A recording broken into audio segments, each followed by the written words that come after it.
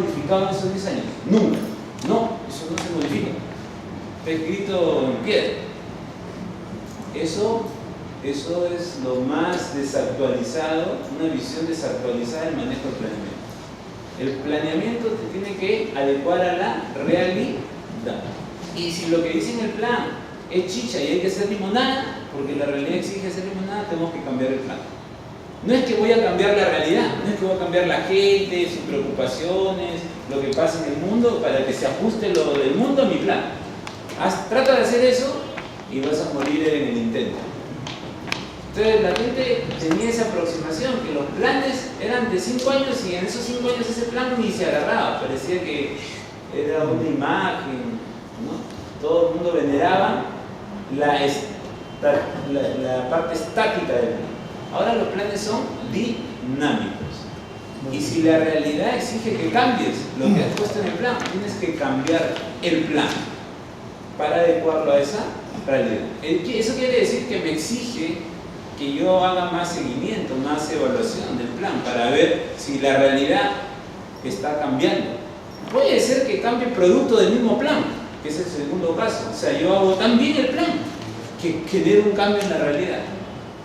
Y de repente lo que pasa en esa realidad genera una dinámica tan intensa en esa realidad que ya lo que estoy poniendo para seguir con el plan ya no era lo que yo había previsto. O sea, yo puse a hacer acción 1 y luego dije, después que sale la acción 1 voy a hacer la acción 2. Haces la acción 1 y fue tan potente que la acción 2 ya se quedó corta. Tú no vas a decir, no, aguanta, no podemos ir más rápido para el desarrollo del país, no. Acá en el plan dice que hay que ir más lento. Entonces tú agarras que todo el país le dice, va más lento. No puedes hacer eso. Porque el plan lo dice. ¿Qué es lo que tienes que hacer? Tienes que cambiar el plan. O sea, el planeamiento estratégico situacional puede ser que genere que la situación sea deprimente y tengas que cambiar el plan, y puede ser que la situación sea tan optimista que tengas que cambiar el plan. O sea que de repente es una mala noticia o de repente es una buena noticia. Gracias al planeamiento estratégico situacional todo el rato vamos a estar haciendo planes. Todo el rato vamos a estar actualizando planes. Bueno, para mí es bacán porque no se van a acabar los cursos de planeamiento y hacer planes. Va a tener, como dice Puña, chamba como cancha. Entonces, esa es la lógica del curso. Les he explicado para los que vinieron temprano, porque sepan todo el trailer de la película. Y ya, pues a partir de ahora, si no han venido temprano, ya no puedo hacer más, se la van a acabar. Ya, miren, con esta lámina, en Brasil nos hicieron un día de clase en este seminario hace años luz, ¿no? Y sí, pues con esta lámina puedes hacer toda la clase de planeamiento. Pero es la lámina concepto. Planeamiento, ¿qué es? El planeamiento es un proceso. ¿Ya? Hay 4 palabras en planeamiento. Una es planeamiento, que es el proceso. Esa es la primera palabra. La segunda palabra que ustedes van a escuchar en planeamiento, que no es lo mismo, se llama planeación. Planeación. En términos prácticos, ¿qué es la planeación? Pensar en futuro. Es lo primero que tengo que hacer en planeamiento. En cualquiera de las metodologías. En cualquiera de las metodologías. Yo hago planeamiento para cambiar mi presente. Si yo estoy contento con mi presente, sigo. Pero si quiero cambiar mi presente, quiero hacer algo no peor, ¿no? Aunque también se planifica morirse y todas esas cosas. Suicidarse también se planifica, pero espero que nunca lo haga. Se supone que siempre yo planifico para una situación mejor, no para una situación peor. Ese cambio yo lo puedo planear. Y empieza así como lo que voy a hacer ahorita, un rápido ejercicio. Por ejemplo, tú, a ver, si te digo, de aquí a 10 años, ¿dónde te ves?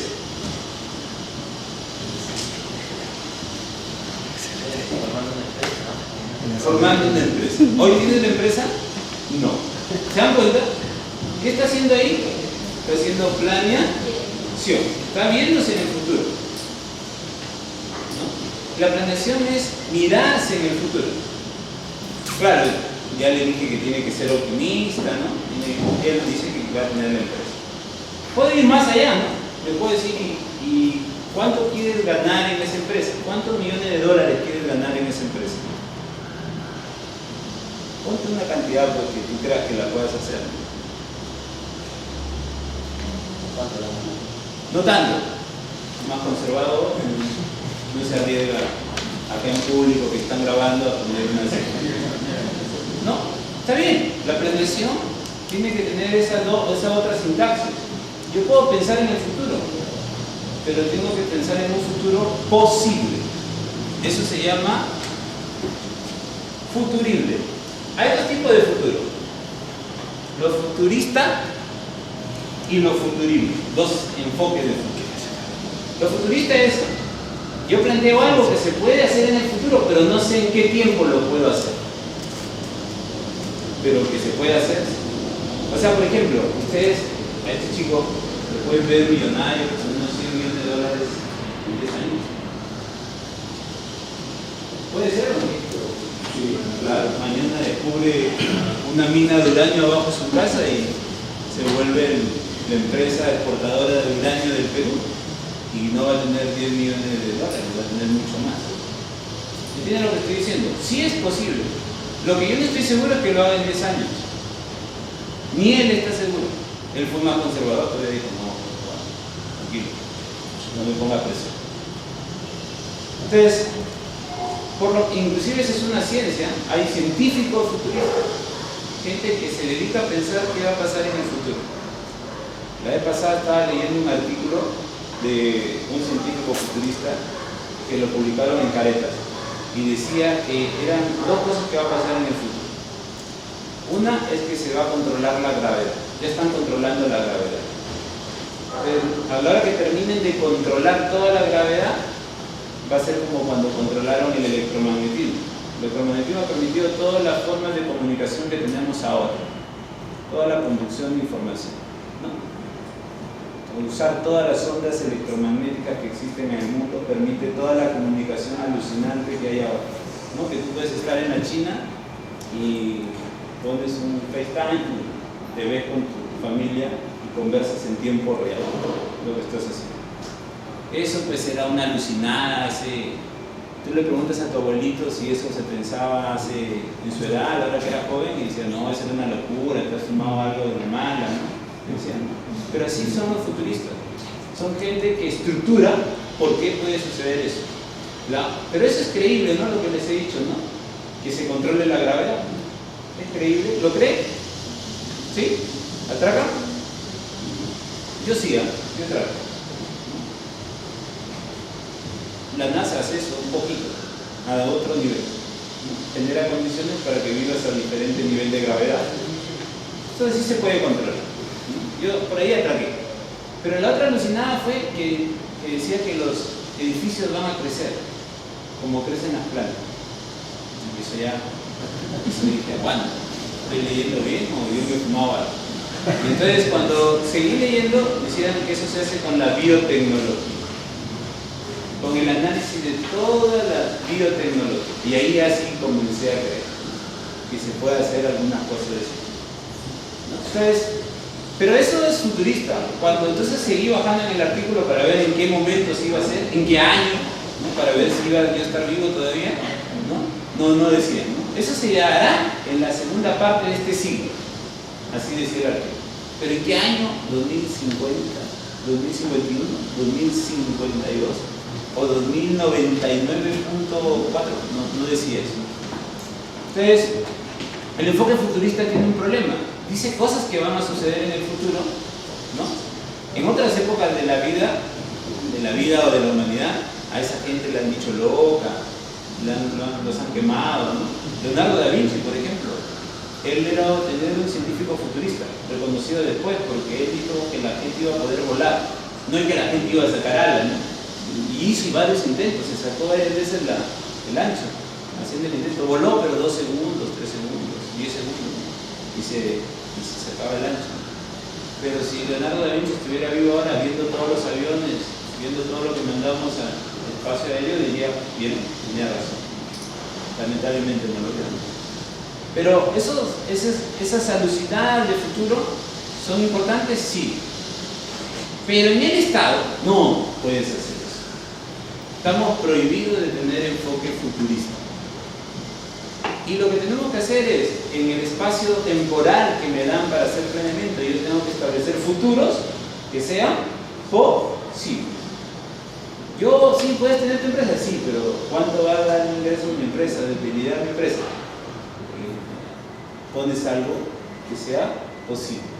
¿De qué va a depender? En qué hagas tu empresa, qué características tengas, cuál será tu margen de ganancia por año, cómo lo estudies, cómo lo estructures. No, por año voy a ganar 1.000 soles, entonces en 10 años serán 1.000 soles, y así sucesivamente. Tengo que estructurar ese futuro.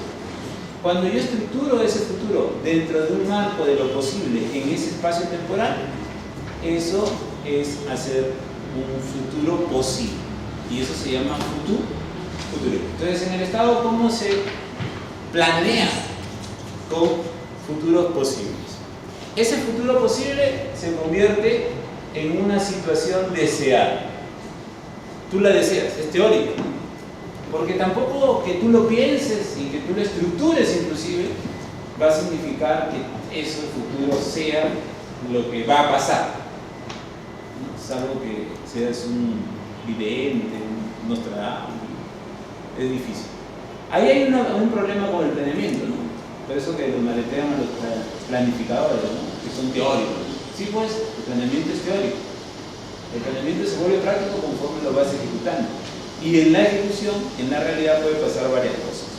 Entonces, lo que genera la planeación es una situación deseada en base a un análisis del futuro posible. Y ahí acaba la planeación. Y a partir de esa planeación empieza el tercer elemento, que también seguro han escuchado esta palabra, que se usa bastante esta palabra, y es la palabra que más se usa, que se llama planificación. La planificación, entonces, una cosa, el planeamiento es el proceso de hacer todas las otras palabras que voy a explicar. O sea, yo para empezar el proceso empiezo por la planeación, estableciendo la situación deseada. Entonces, por ejemplo, yo voy al colega y le digo, oye, tú vas a hacer una empresa, él quiere ser empresario de aquí a 10 años, ¿no? Vas a estar ganado en el curso. Entonces, yo te pregunto, ¿y qué vas a hacer desde este momento a aquí a 10 años para que logres ser empresario?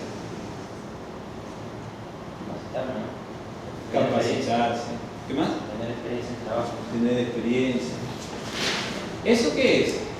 ¿Qué está diciendo que va a hacer? Cuando dice capacitarme, tener experiencia. Algo más grande. Pero voy a ponerlo más específico. ¿En qué se va a capacitar? ¿En qué va a tener experiencia? Cualquier cosa. No, tiene que estructurar. Pero es una estructura de cosas que él va a necesitar para pasar de la situación en la que está, ¿no? Porque el planeamiento es así, miren, de manera conceptual, yo estoy en una situación inicial, ¿se acuerdan? Yo estoy en este presente en una situación inicial. Yo le he dicho, estando en esta situación, ¿cómo te ves a 10 años? Le he puesto una variable de tiempo y él me ha dicho, a 10 años me veo acá. ¿Está bien? Esa situación donde se ve es una situación deseada. Él no es empresario y quiere ser empresario. Y la pregunta que yo le he hecho es, ¿cómo haces para pasar de aquí a acá? ¿Cómo haces? ¿Qué tienes que hacer para pasar de este presente a este futuro? ¿Qué se hace para pasar de esta situación inicial a esta situación deseada? Lo que se hace es una cosa que vaya en la planificación. Lo que se hace son tener una serie de objetivos. Si yo tengo claro cuáles son mis objetivos que me pueden llevar acá, entonces yo puedo ir de la situación inicial a la situación deseada. Que eso es lo que le he preguntado. Él se va a capacitar, va a tener experiencia y así va a tener varios objetivos. Se supone que si no cumple esos objetivos, si no se capacita y no tiene experiencia, él sabe que no va a conseguir esa situación de ese deseado. Y se va a dar cuenta con facilidad, ¿no? Pasan 2 años, 3 años, no se capacita, no tiene experiencia. 5 años, ¿no?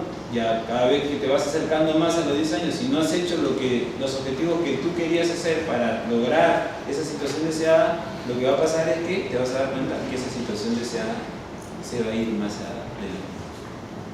O de repente ya no se va a hacer.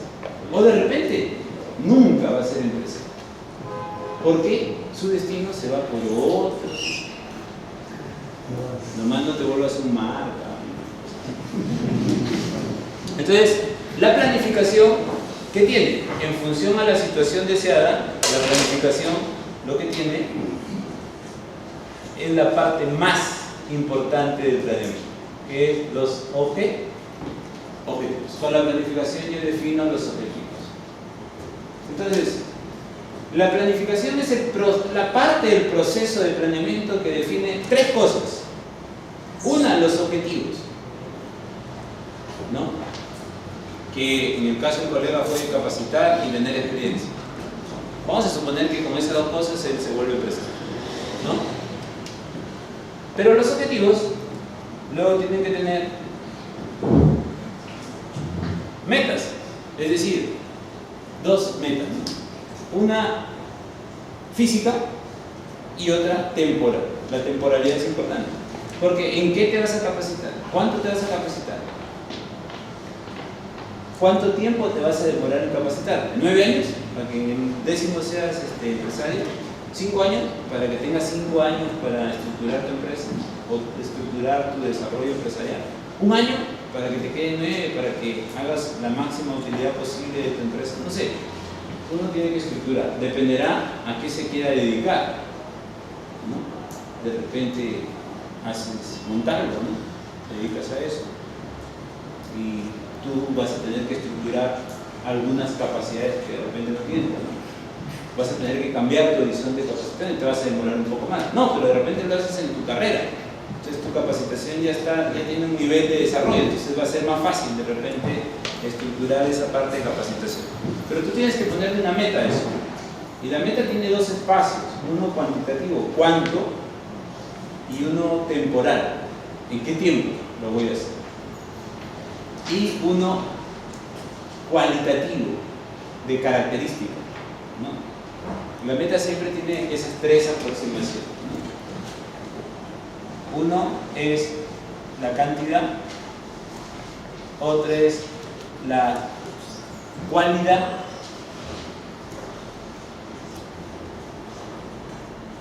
y otro es la temporalidad.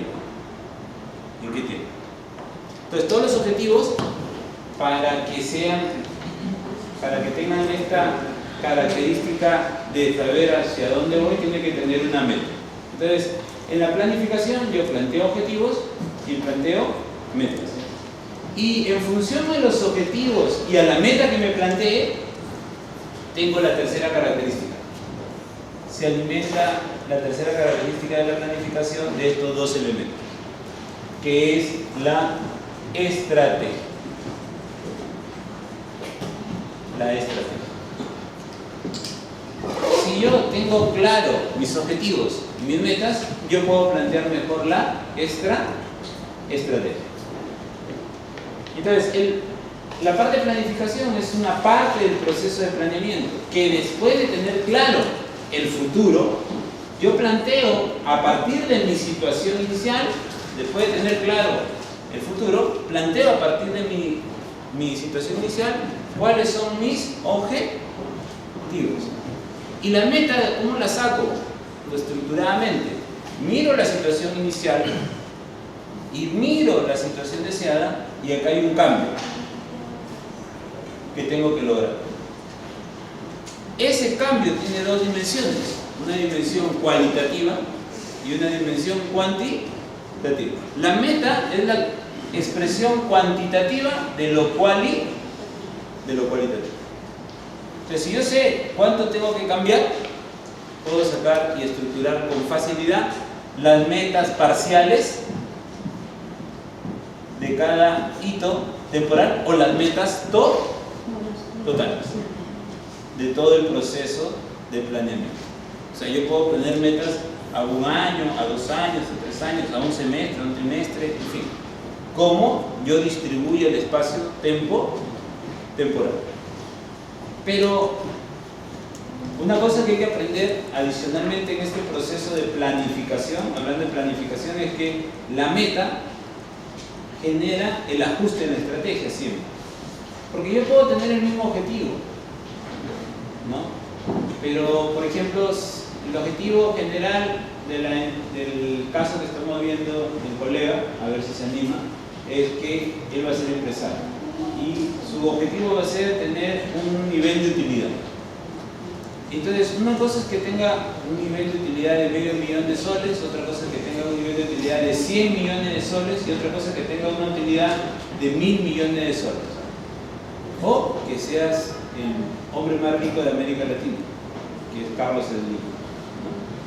Entonces, sí, puedes llegar a eso. Si te cuento la historia de Carlos Slim, te tiras para atrás, ¿no? Es el rey de las telecomunicaciones, ¿no? Dueño de la empresa Claro en América Latina, ¿no? Y encontró, cuando entró Telefónica, la posibilidad de hacerle una competencia. Se metió al negocio sin plata y gracias a la competencia telefónica, como muchos de nosotros odiábamos a la Telefónica, entonces él entró a competir. Y la competencia le generó una opción. Y así se volvió rico, ¿no? En pocos años. Entonces, sí puedes hacerlo, no te desanimes. Entonces, pero para hacer eso, depende de la meta, es la estrategia. Yo no creo que Carlos Slim, cuando estaba ganando $1.000 por mes, tenga la misma estrategia de hoy, que puede ganar $1.000 millones por mes para tener $12.000 millones de ganancia al año. No es la misma estrategia. El objetivo es el mismo, ser el empresario que gane más plata. Pero la meta, al hacerla diferente, hace que el proceso de intervención, que es la estrategia, sea diferente. Ahora él, para seguir siendo el hombre más rico del mundo, lo que hace ya no es trabajar solamente en telefonía, se mete en un montón de negocios. Antes solamente era telefonía, ahora tiene varios tipos de negocios. Algunos pierden miles de millones de dólares, en otros ganan miles de millones de dólares y con eso compensa su nivel de utilidad. Pero la estrategia, dependiendo de la meta que uno se ponga, es diferente. ¿Y por qué les digo esto? Por dos cosas. Hay un problema que había en el planeamiento tradicional. Hemos pasado de planes que no tenían metas